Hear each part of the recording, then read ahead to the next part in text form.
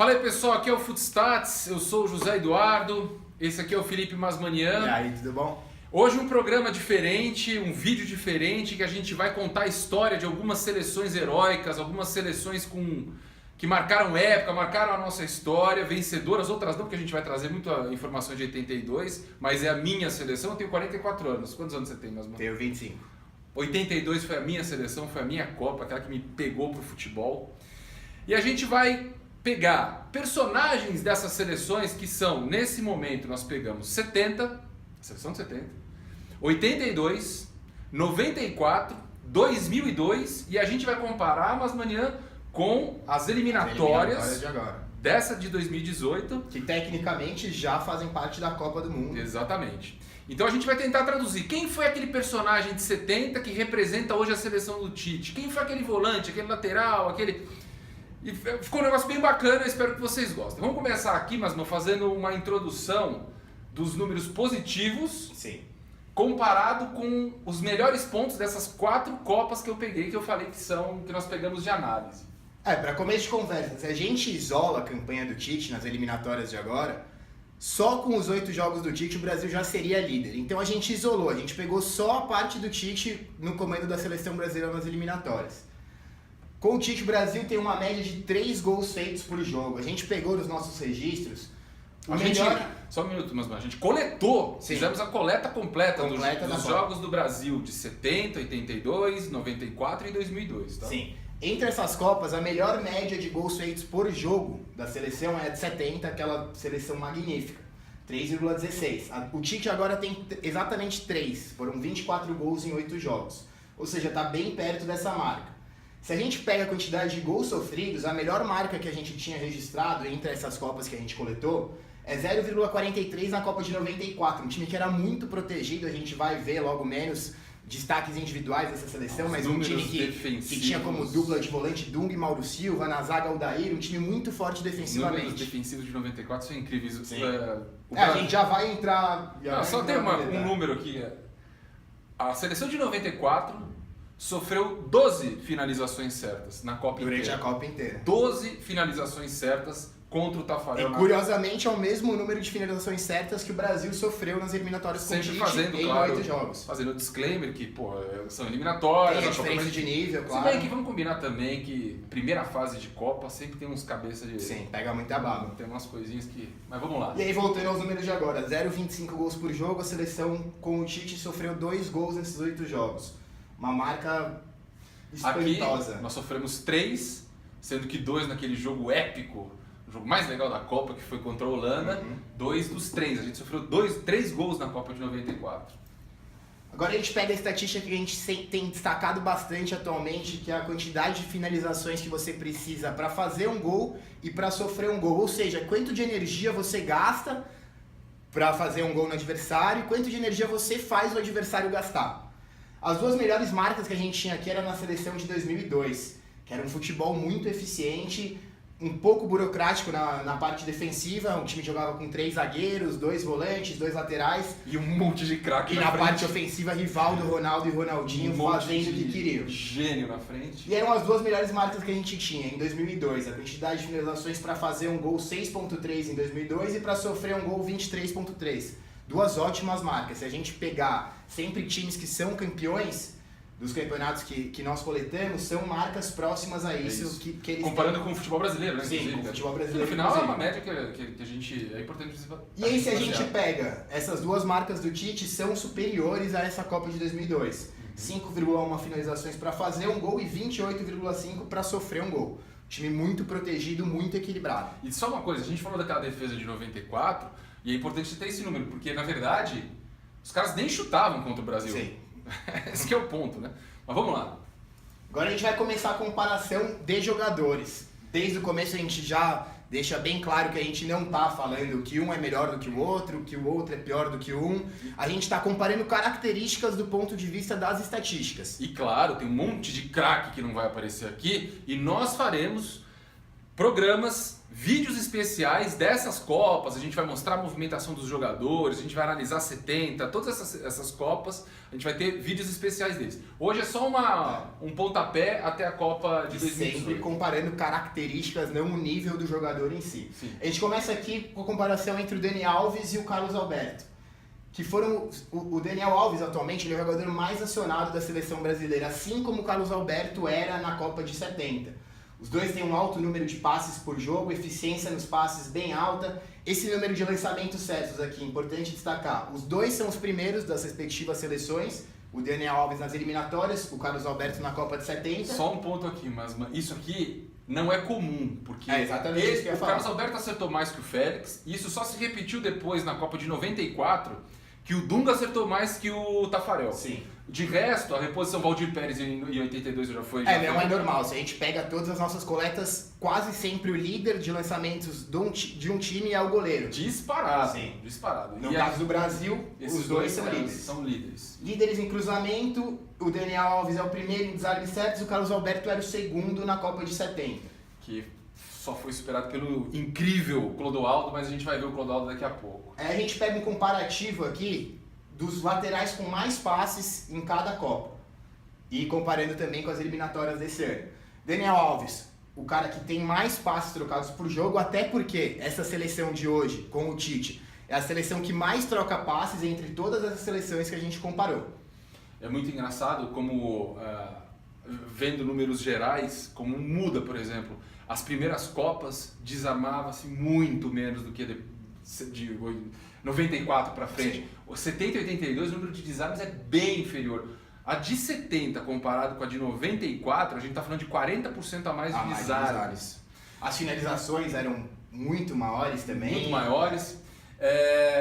Aqui eu queria fazer uma menção honrosa. Bom, o Júnior, um monstro, precisa falar. Foi o terceiro do campeonato. Da Copa do Mundo de 82. Entre os laterais. Entre os jogadores do Brasil. Entre os jogadores do Brasil.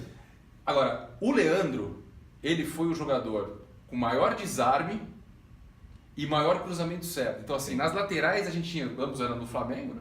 A gente tinha dois cacaços, dois laterais monstruosos nessa que é a minha seleção, eu repito, de 82. E aqui um destaque, o Cafu aparece em último desse ranking com menos passes, mas também em contraponto à estatística do Daniel Alves, a seleção de 2002 era a que menos trocava passes entre todas as Era franquias. mais vertical. Era mais vertical. Lançava time mais mais. criativo. O time que mais lançava. Uhum. Vamos avançar. A gente passa para os volantes aqui, comparar Casemiro e Dunga. Cara, engraçado o Dunga, porque fica na memória, a tinta fresca fica o técnico ranzinza, né, cara? Sim. Mas Você pega o jogador de 94. Não, de 94 eu acho que ele foi o melhor, vendo nas estatísticas, ele foi o jogador mais... Óbvio que o Romário, tô dizendo assim, como ponto, esse cara foi fundamental para o nosso título. E ele olha, bom, vamos ver os números aqui, mais ou menos. Os desarmes certos por jogo. Esse número do Dunga é muito alto. 5.3 por jogo é um número gigantesco. É muito fora da curva. O Casemiro tá... Esquece o 5.3, o 4.3 já é bem alto. Incrível. A gente vai ver no ranking logo menos. O Casemiro que entrou na seleção com o Tite, né, nas eliminatórias. Com o Dunga ele não tinha tido chance, ele começou a jogar com o Tite. E atualmente ele é o que tem a maior média de desarmes por jogo das eliminatórias inteiras. Você vê falta cometida, como sabe desarmar bem, uma falta e meia por jogo.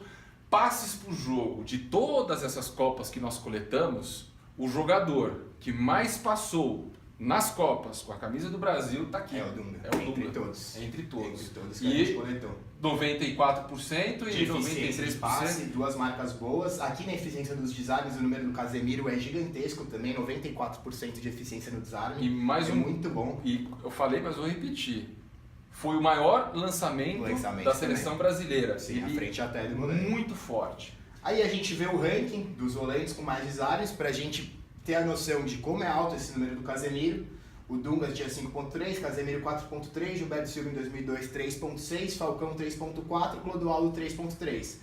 Aí entra muito aquela história que você falou dos desarmes, né? Antigamente não era comum ter números tão altos de desarmes assim, era outro estilo de volante. Outro estilo. O Falcão, ele foi o jogador mais acionado da seleção. Então, apesar da gente ter esses dois super laterais, que eram o Leandro e o Júnior, ele era o jogador que saía. A troca de defesa pro ataque. Passava por ele. Sempre foi o Sempre Falcão. foi ele. E engraçado, o Gilberto Silva tá nessa seleção com tanta cabeça pensante. Quer dizer, será que a gente tinha tanta cabeça pensante assim em 2002? Eram os três da frente, os laterais apoiavam bem também, mas tirando isso, tinha um time que marcava muito forte. Muito gênio, né? Muito craque do meio pra frente. Ele só tem uma outra coisa, só você consegue voltar, Masman? O Falcão, ele tem menos gols só que o Zico nessa Copa e ele teve uma pontaria de 60%. Muito alto. 60%. Aquele golaço brilhante contra a Itália é fruto dessa pontaria incrível que ele tinha. Agora a gente vai passar para os atacantes e pegar um cara que está destruindo aí nos números atuais, que é o Gabriel Jesus. Pra vocês terem ideia, ele tem 6 jogos nas eliminatórias só. Ele entrou depois, começou a ser convocado com o Tite, tem 6 jogos. Nesses 6 jogos ele fez 5 gols. E a pontuação que ele conseguiu no índice Footstats já dá a ele o ranking de 3º melhor atacante das eliminatórias. Participando de tão poucos jogos. De tão poucos jogos. E nosso índice, sempre vale lembrar, é acumulativo, não é média por jogo. Se a gente pegar a média por jogo, ele é o cara com a melhor média entre todos os jogadores das eliminatórias. Ele faz em média 22 pontos por jogo no índice Footstats. Cara, ele e o Neymar encaixaram num jeito que, pelo amor de Deus... E aí a marca que mais chama a atenção dele, que a gente vai comparar com outros atacantes históricos, a quantidade de finalizações necessárias para fazer um gol. A cada 3 chutes que o Gabriel Jesus deu nas eliminatórias, ele fez um gol. Esse número é muito bom. A gente vai comparar aqui. Tem um cara que não tem comparação em todo o nosso acervo de coleta. A gente já falou e eu fico feliz de agora. A gente já falou algumas vezes, eu fico feliz agora de poder mostrar e agradecer o Jairzinho, porque do mesmo jeito que a gente falou que o Dunga foi tão especial, claro que na Copa de 70 tinha... A gente tinha acho que 4 camisas 10, né, jogando, Sim. Distribuídos no time. Tinha o Pelé, que é um cara, enfim. Mas esse cara aqui... A Copa que ele fez. Ele deu 11 chutes... 7 certos, 7 gols. Nós não temos no banco de dados do Footstats um aproveitamento como esse. 1,6, então, para fazer gol, o Jairzinho e esse cabelão style dele aqui, incrível. Aí você pega a marca do Jesus, 3 finalizações por gol, que é menor, e logicamente melhor nesse caso, do que do Ronaldo e do Romário. Em 2002 e 94 que fizeram Copas extraordinárias também. Extraordinárias. São números muito bons também, 4.1. Esse número é bom. Olha do Jairzinho, metade do Gabriel Jesus, cara. Uma Copa, mas tudo bem. O Gabriel Jesus vai contar a história dele ano que vem, né? A gente vai analisar. O Romário incrível, mas mesmo assim, eu não tinha... Ele era tão incrível que eu tive que bater o olho para ver que era 6,6. Eu diria que era menos que isso. Sim. Mas não foi. O Brasil não deixava jogar e também chegava com um pouco de dificuldade no ataque. Não era um time que chegava toda hora. O Romário, ele foi muito eficiente, apesar de 6,6. Era difícil chegar o time inteiro para finalizar. E aí o Serginho 82, que tem jogadores dessa seleção que tem um índice menor do que esse, mas a gente pegou o Serginho por ele ser o atacante. Exato. Aí a gente dá sequência nos camisas 10, não efetivamente todos esses são camisas 10, o Ronaldinho em 2002 era camisa 11, o Zinho era camisa 9, mas a gente pegou os jogadores que mais pensavam o jogo nas Copas e o cara que mais pensa o jogo atualmente no Brasil. E que são os caras que mais deram efetivamente assistência e passes. O Pelé de fato foi o jogador com mais assistência, ele empatou com o Tostão, só que em quantidade de passes que geraram finalização, o Pelé foi disparado na Copa de 70. Ele realmente era o cara que toda hora, além dos gols, né, que ele fez. Aqui nessa tabela é a quantidade de assistências para finalização e para gol, o número de cima para finalização, o número de baixo para gol.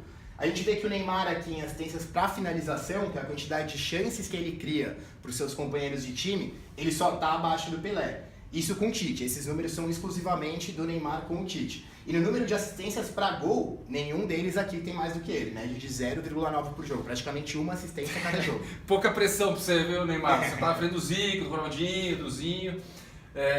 O Zico, ele foi o jogador também nessa Copa de 82, que mais deu, foi o jogador que mais fez gol, mais assistência e mais passes para finalização, o incrível Zico. Aí o Zinho aqui aparece em último desse ranking, até porque a seleção de 94, como a gente falou, era um time mais burocrático, não criava tanta chance, era mais o Romário e o Bebeto se virando lá na frente e o resto segurando lá atrás. Em 2002, cara, então de novo, a gente tinha uma seleção, era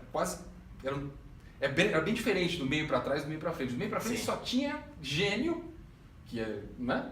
E do meio para trás era bem marcadora. 3 zagueiros. Fazendo trabalho sujo. Tínhamos 2 laterais incríveis. 2 laterais incríveis. Incríveis. Provavelmente os melhores da época deles. Incríveis. Cafu e Roberto Carlos. E aí falar um pouco exclusivamente do Neymar agora. O que ele está fazendo nas eliminatórias com o Tite é algo surreal. Desde que o Tite assumiu a seleção, o Neymar ele é o primeiro das eliminatórias em diversas estatísticas. Ele é o cara com mais gols, ele é o cara com mais finalizações certas, com mais assistências para gol, mais assistências para finalização, o cara que fica com a bola mais tempo nos seus pés, mais posse de bola, o primeiro em dribles assim, disparado do segundo, o cara que recebe mais falta e o segundo em cruzamento certo. A única das estatísticas que ele é segundo, o resto, em tudo isso aqui, ele é primeiro. Bom, ele vai ser o nome da nossa seleção na Copa, e é engraçado que a gente pegava, nós vamos mostrar isso futuramente, a mancha de posicionamento dele no Barcelona, e quando entra na seleção, a mancha dele quase que dobra de tamanho na seleção. E agora no PSG tá bem mais semelhante. No PSG ele tá tendo mais liberdade, ele é o cara do time. Se a gente pegar para comparar o mapa de calor dele no PSG e na seleção brasileira, já tá algo bem mais semelhante. Isso aí a gente vai fazer, falaremos futuramente. E para finalizar... Para finalizar, a gente tá falando tanto dessa seleção do Tite e a gente pegou alguns números das eliminatórias no geral, sob o comando do novo treinador da seleção brasileira. E colocando o máximo de pressão possível, porque... A gente pegou todas as estatísticas que o Brasil tá nos extremos, ou ele é o primeiro ou ele é o último. Isso aqui caracteriza bem o estilo de jogo da seleção. A gente pode ver aqui algumas estatísticas que a gente já tinha visto, como por exemplo, é o time que mais faz gol, é o time que mais finaliza mais do que o dobro do que sofre de finalização. Você pode ver aqui, ó, primeiro em finalizações com 122 e é o último em finalizações sofridas com 57. Se a gente pegar o número de finalizações certas, apenas é praticamente o quádruplo o que o Brasil consegue finalizar do que ser finalizado. Se você precisar pegar um extrato em que traz um número só, essa é a fotografia. Sim. Porque tudo, o resto, tudo se define ali no meio campo. Mas no final, o que acontece contra o meu time e o que eu faço contra o meu time. Exato.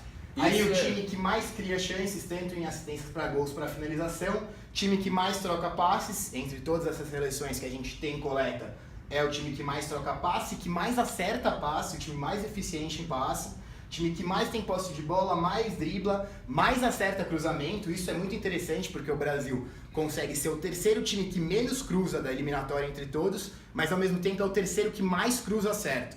Ou seja, uma eficiência gigantesca. A gente sempre bate que a insistência no cruzamento é prejudicial ao time, o Tite consegue até nos cruzamentos acertar. E o time que mais intercepta também. Um número aqui que eu não falei, do Gabriel Jesus na última tela, que é bem importante. O Gabriel Jesus, com essa pouca quantidade de jogos, já é o atacante que mais intercepta em toda a eliminatória. Ele já conseguiu fazer gol interceptando bola do goleiro, passou perto de fazer outra estatística bem importante. Ele é o Romero do Tite na seleção. Mais ou menos isso. Ele já ajuda muito na fase ofensiva, na marcação. Isso é, você vê que isso é a mão do técnico. É a mão do técnico. Então assim, basicamente, antes de você entrar aqui, só lembrando, todos esses números, todos, sem exceção, melhoraram na mudança do Dunga para o Tite. Em porcentagens muito grandes, algumas mais de 100%, mais do que dobrou os números do Dunga. E agora o que é bom ser o último? O que é bom ser o último. O último time em gols sofridos, o time menos assediado em finalizações, time que mais força os adversários a finalizar para fazer um gol. Que obriga o adversário a ter uma pontaria ruim. Porque chuta de longe, porque a defesa bloqueia.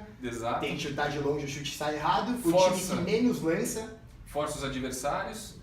Dribles. Aqui é o Brasil, é o time que menos lança, entre todas aquelas seleções é o time que mais põe a bola no chão. Aqui volta sim a ser um evento sofrido, só 14 e cartões. É o time mais disciplinado das Tite, contamos com você, hein, Tite? Contamos com você e a sua turma. Bom, de novo, em breve a gente vai fazer um programa analisando essas seleções antigas, os nossos heróis, Copa por Copa, entrando em cada jogador de 70, de 82, de 94, 2002. A gente vai fazer programas especiais. Espero que tenha gostado. Se quiser mais informações, baixe o Footstats Premium e nos acompanhe nas redes sociais. Um abraço e até mais. Tchau, tchau. Até a próxima.